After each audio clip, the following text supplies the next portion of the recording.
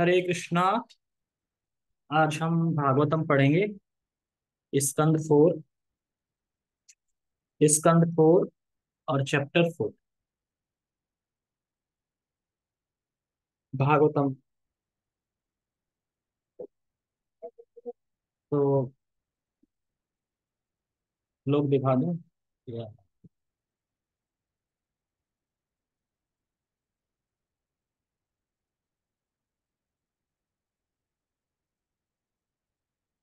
ओम नमो भगवते वासुदेवाय। ओम नमो भगवते वासुदेवाय। ओम नमो भगवते वासुदेवाय। ओम नमो भगवते वासुदेवाय।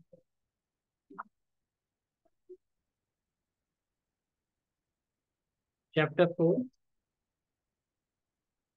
अध्याय का नाम है सती द्वारा शरीर त्याग। तो हम पढ़ते हैं।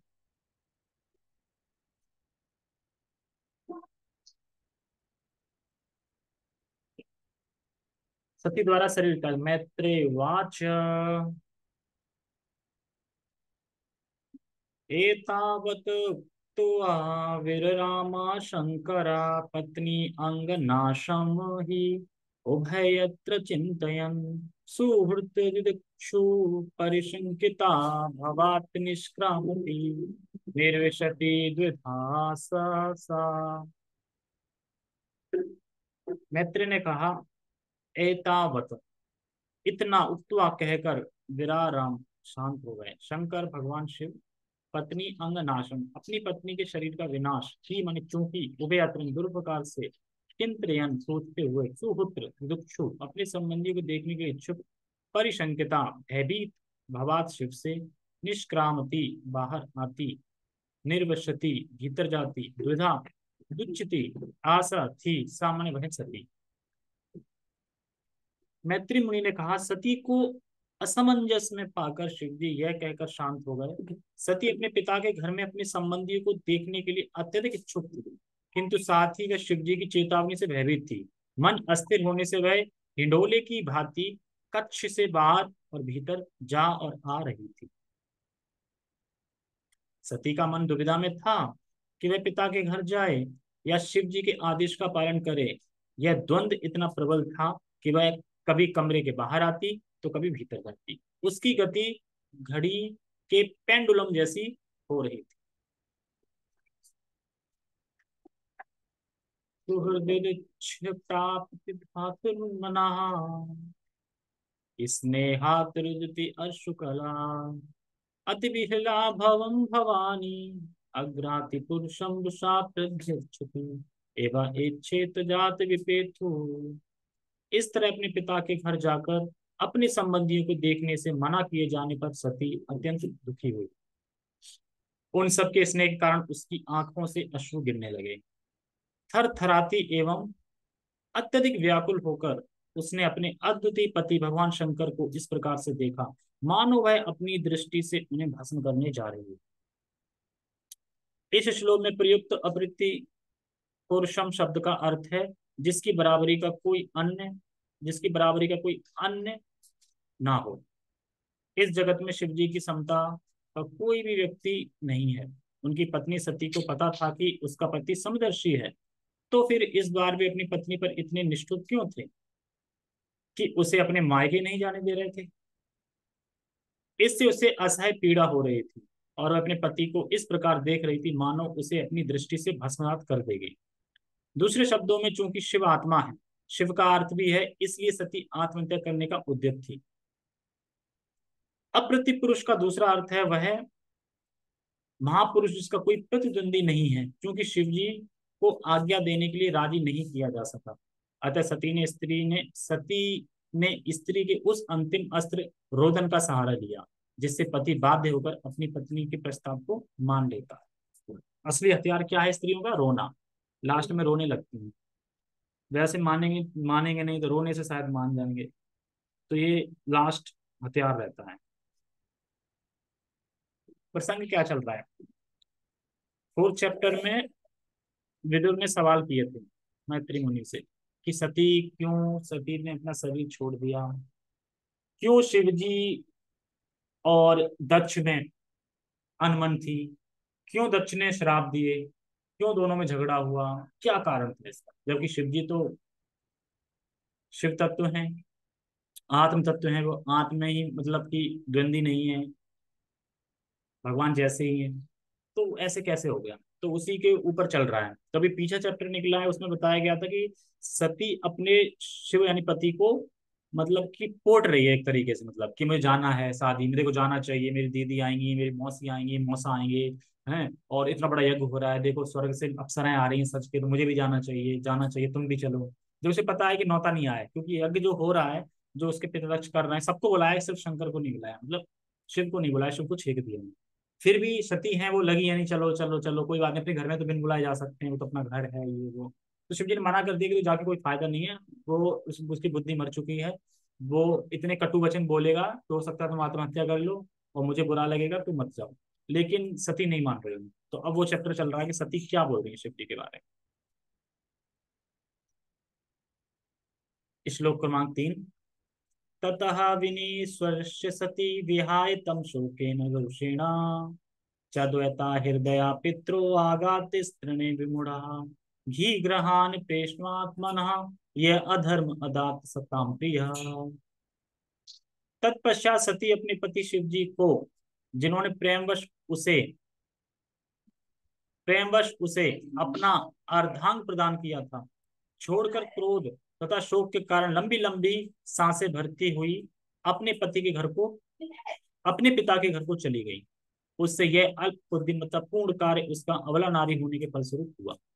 यानी जब पति ने मना कर दिया फिर भी चली गई रो रा के, तो ये दिखाता है कि वो कितनी अबला थी और वो मरने जा रही है, क्योंकि वहां जाके उसका जिस तरीके से तिरस्कार होगा, जिस तरीके से उसका अपमान होगा, करने वाले हैं, वो सहन नहीं कर पाएगी। किस तरीके से शिव को भरा बुरा बोला जाएगा, वो सहन नहीं कर पाएगी और फिर वो आत्महत्या कर लेगी। तो वही कह रहे हैं तत्पश्चात, यानी एक तो जब शिव ने मना कर दिया तो वो जाने के लिए इतनी स्थित थी, कमरे से बाहर भीतर हिडोले कर रही थी, और फिर उसे कोई चारा नहीं दिखा कि शिव तो नहीं मान रहा है, जबकि वो शिव तो सम रहने वाले हैं, फिर वो इतने निष्ठुर क्यों हो गए।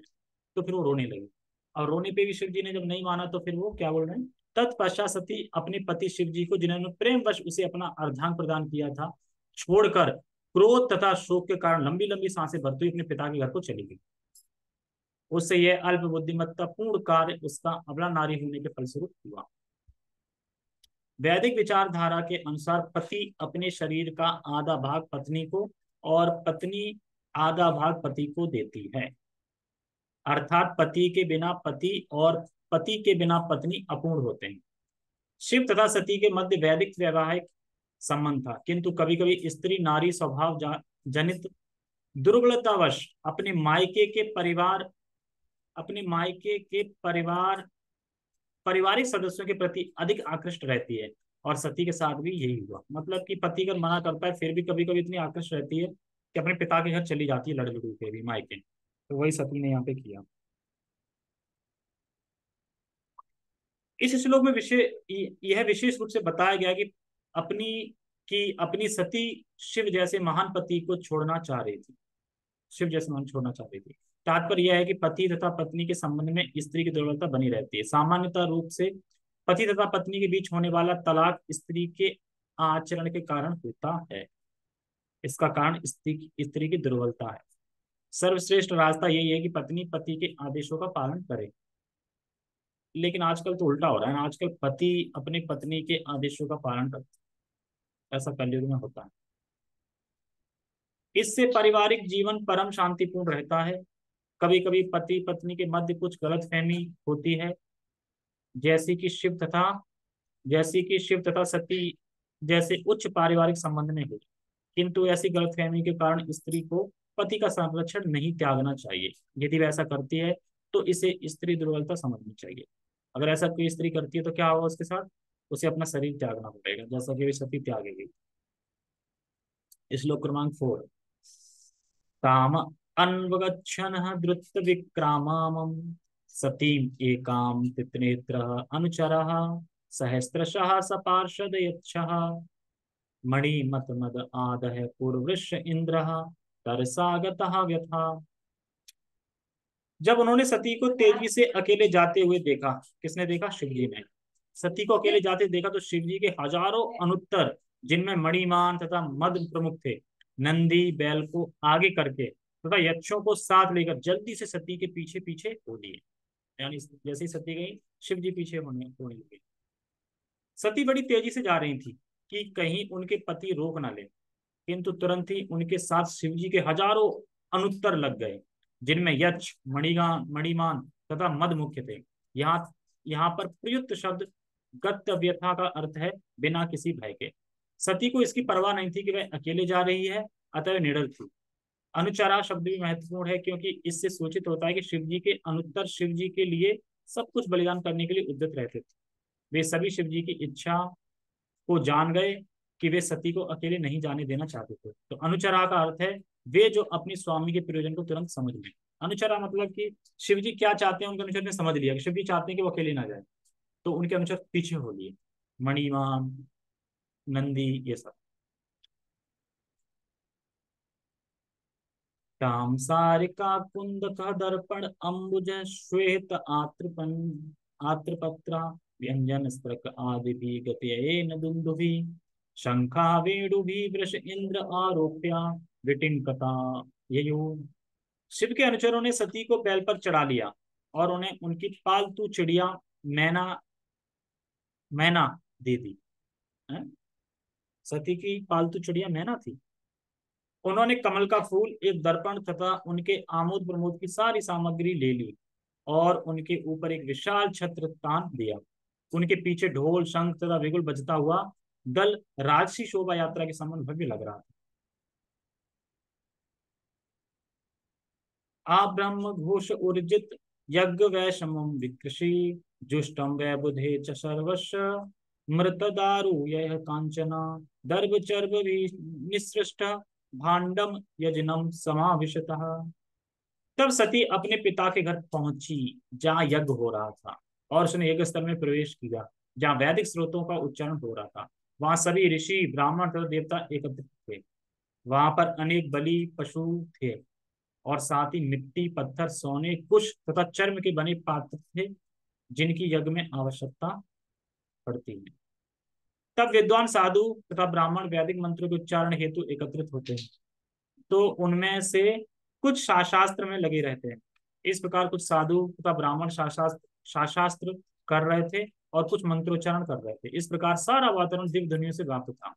इस दिव्य ध्वनि को हरे कृष्ण कृष्ण कृष्ण हरे हरे, हरे राम राम राम हरे हरे मंत्र में सरल रूप दिया जा गया है। इस युग में लोग अत्यंत आलसी हैं। आलसी है मतलब कि कुछ यज्ञ वगैरह या कुछ कोई तपस्या बड़ी नहीं कर सकते। और आलसी के ऊपर ये प्रभु जी बता रहे थे कि कुछ लोग आलसी में प्लीज एक्सेप्ट माय, वो लिखते हैं ना, हम्बल ओनेसिस, वो भी शॉर्टकट में पी फॉर्मो, पामो, PAHMO है ना, तो इतना आलस पूरा नहीं लिख रहा है। पामो पामो लिख दिया बस, हो गया। Please accept my humble obeisance करके, ठीक है। PAMHO ऐसे होगा ना। फार्म हाउस नहीं, पामो, पामो बोलते हैं, पामो शॉर्टकट, ठीक है। तो आलसी हैं, तो इस आलसी है, मंद का अभागे हैं। मंद मतलब है कि बुद्धि नहीं है, भूल जाएंगे तुरंत, अभागे हैं।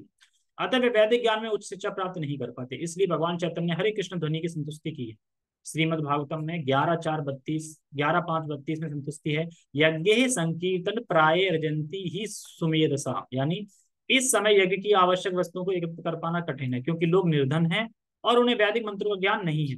अतः इस युग में यह सलाह दी जाती है कि लोग एकत्रित होकर श्री भगवान को जो अपने पार्षदों के साथ रहते हैं प्रसन्न करने के लिए हरे कृष्ण महामंत्र कीर्तन करें, एकत्रित होकर।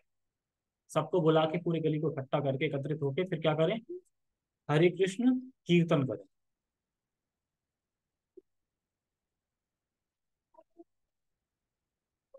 कहाँ पे थे हम? हाँ, कीर्तन करें।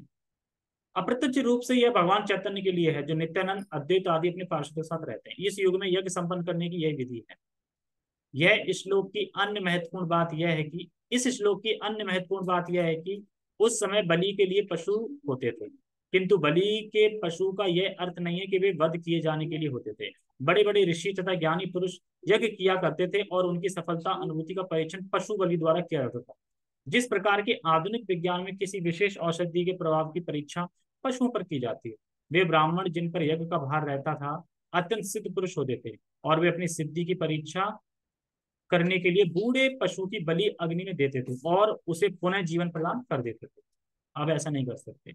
वैदिक मंत्र की यही परीक्षा थी।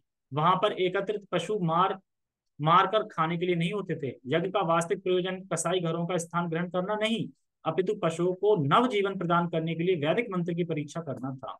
पशु वैदिक मंत्रों की शक्ति के परीक्षण के लिए प्रयुक्त होते थे, मांस के लिए नहीं।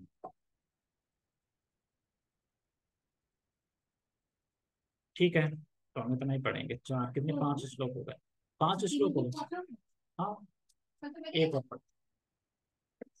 तमांगतां तत्र न कश्चिन्नादृदे यद् विमानितां यद् कृतो भयाञ्जना ऋते सर्वे जननीं च सादरा प्रेमाश्रुकांठ्य परिशस्व जो मुर्दा। जब सती अनुचरों सहित यज्ञ स्थल में पहुंची तो किसी ने उसका स्वागत नहीं किया। हो गया ना तक? हाँ हाँ, तो पहले पहुंच गई थी ना। पहले तो यज्ञ के बारे में बताया ना, यज्ञ हो रहा था, मंत्रोच्चारण होता था। यज्ञ कौन सा होना चाहिए? तो हरे कृष्णा यज्ञ होना चाहिए। कल ही हरे कृष्णा यज्ञ ही क्यों करना चाहिए, इसका पूरा एक्सपीरियंस दिया था। क्योंकि पहले जमाने में यज्ञ होता था तो उसमें बलि चाहिए होती थी। तो बलि से क्या है कि पशु को मार के उसको नया जीवन दे देते थे। अब ऐसा हो नहीं सकता है, और यज्ञ के लिए पैसा भी नहीं है इतना। तो हरे कृष्णा करना चाहिए, एकत्रित करके कीर्तन करना चाहिए, बताया। अब जब वहां सती पहुंच गई तो उनको उसने स्वागत ही नहीं किया। अब कैसा लगेगा, किसी घर में शादी हो, बड़ा फंक्शन हो रहा, वहां पहुंचे तो कोई बुलाने ही नहीं आया, अकेले बैठ गए, तो कैसा लगेगा? अपमान नहीं होगा? तो वही हुआ पहले। क्योंकि वहां एकत्रित सभी लोग दक्ष से भयभीत थे। उनकी माता तथा बहनों ने अश्रुपूरित नेत्रों तथा प्रसन्न मुखों से उसका स्वागत किया और उससे बड़ी ही प्रेम से बातें की। माता पिता बहनों ने, लेकिन बाकी लोगों ने स्वागत क्यों नहीं किया? क्योंकि वो भयभीत थे दक्ष से। सती की माता तथा बहनों ने अन्यों का अनुसरण नहीं किया। सहज प्रेम के कारण वे तुरंत प्रेमाश्रित नेत्रों से गले लग गईं। इससे प्रकट होता है कि स्त्रियां कितनी कोमल हृदय होती हैं। उनके सहज स्नेह को कृत्रिम साधनों से नहीं रोका जा सकता। यद्यपि वहां पर एकत्र पुरुष अत्यंत विद्वान ब्राह्मण तथा देवता थे, किंतु वे अपने से श्रेष्ठ दक्ष से भयभीत थे और वे जानते थे कि यदि वे सती का स्वागत करेंगे तो दक्ष रुष्ट होगा। अतः मन में चाहते हुए भी वे वैसा नहीं कर पाए। स्त्रियां स्वभाव से कोमल हृदय होती हैं, किंतु पुरुष कभी कभी अत्यंत कठोर हृदय होते हैं। सौंदर्य संप्रशन समर्थ वार्तया मात्र चा मात्र सुभी चासा आदरम दत्ताम सर्वयाम वरम आसनम चासा न आदत्त पित्रा अपि अप्रतिनिंदता सती। यद्यपि उनकी बहनों तथा माता ने उनका स्वागत सत्कार किया, किंतु उन्होंने उनके स्वागत वचनों का कोई उत्तर नहीं दिया। यद्यपि उन्हें आसन तथा उपहार दिए गए, किंतु उन्होंने कुछ भी स्वीकार नहीं किया, क्योंकि उनके पिता ना तो उनसे बोले और ना उनका कुशल क्षेम पूछकर उनका सत्कार किया। किसने? दक्ष ने अपनी पुत्री का। सती ने अपनी बहनों तथा माता द्वारा दी गई भेंटें स्वीकार नहीं की, क्योंकि वह अपने पिता की चुप्पी से तनिक भी संतुष्ट न थी। सती दक्ष की सबसे छोटी कन्या थी और उसे पता था कि वह उसकी अतिरिक्त चहेती पुत्री थी, किंतु अब शिव की संगति होने से पिता ने अपनी पुत्री के सारे प्यार को भुला दिया था, जिससे उसे अत्यधिक ठेस पहुंची। भौतिक देहात बुद्धि इतनी दूषित होती है कि थोड़े से उपसावे से भी हमारे प्रेम तथा स्नेह के सारे बंधन टूट जाते हैं। शारीरिक संबंध इतने क्षणिक हैं कि भले ही कोई किसी को कितना ही स्नेह क्यों ना करता रहा हो, थोड़ी सी नाराजगी में सारी घनिष्ठता छिन्न भिन्न हो जाती है। तो इसमें आएगा आगे, फिर आगे फिर क्या क्या अपमान किया, फिर उसके वजह से फिर वो सभी त्यागती, फिर शिव जी जाते हैं। ब्रह्मा ने शादी करवा दी थी कि अच्छा है ये है, बाद में पता चला रहे वो तो राख लपेटता है, ना घर का ठिकाना, रहने का ठिकाना है, भूत प्रेत का संग करता है, ये वह ठग दिया मुझे ये सब। तो तभी से अनबन थी, मतलब। और थी क्योंकि शिव को ज्यादा आदर देते थे लोग। शिव जी ऊंची स्थिति है, इसलिए मेरी नीची स्थिति है, तो अहंकार भी था, तो उससे द्वेष हो गया धीरे धीरे। फिर वो जब सभा में आया तो सभा में फिर बहुत सारा मतलब उल्टा सीधा सुनाई दक्ष ने। उसके बाद फिर शराब दे दिए और फिर चले गए वहां सभा छोड़ के। शिव जी भी चुप होके आ गए, तो काफी कुछ तक ऐसी द्वेष बना रहा। फिर उसके बाद यह दक्ष फिर से यज्ञ करता है, उसमें शिव को आमंत्रण ही नहीं देता। अब शिव की संगति में सती है तो सती से भी द्वेष होगा, तो इसलिए ठीक है। ओके, हरे कृष्णा। हाँ, कीर्तन करेंगे। और 7:30 जगत गुरु शील